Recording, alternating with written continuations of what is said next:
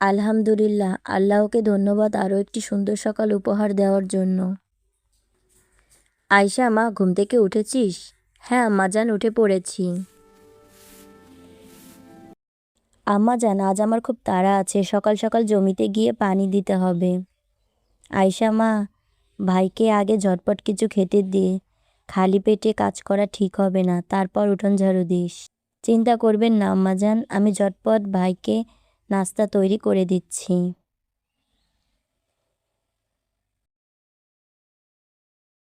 ভাইয়া, গরম গরম রুটি আর ডিম ভাজি তৈরি, হাত ধুয়ে খেতে বসে পড়ো। বাহ, আজকে রুটিটা দারুণ হয়েছে, কাজ করার শক্তি পেয়ে গেলাম। খুব ভালো করে খাবি বাবা, অনেক পরিশ্রমের কাজ। ঠিক আছে আম্মাজান, এবার আমি জমিতে পানি দিতে যাচ্ছি। জমিতে পানি দেওয়া ঠিকঠাক শেষ করতে পারলে এবছরের ফসল খুব ভালো হবে ইনশাল্লাহ। আজ কাজ অনেক, ঘরের পানিগুলো ভরে নিয়ে তারপর গবাদি পশুদের ঘাস দিতে হবে। নাও, পেট ভরে খেয়ে নাও তোমরা। মাশাল্লাহ।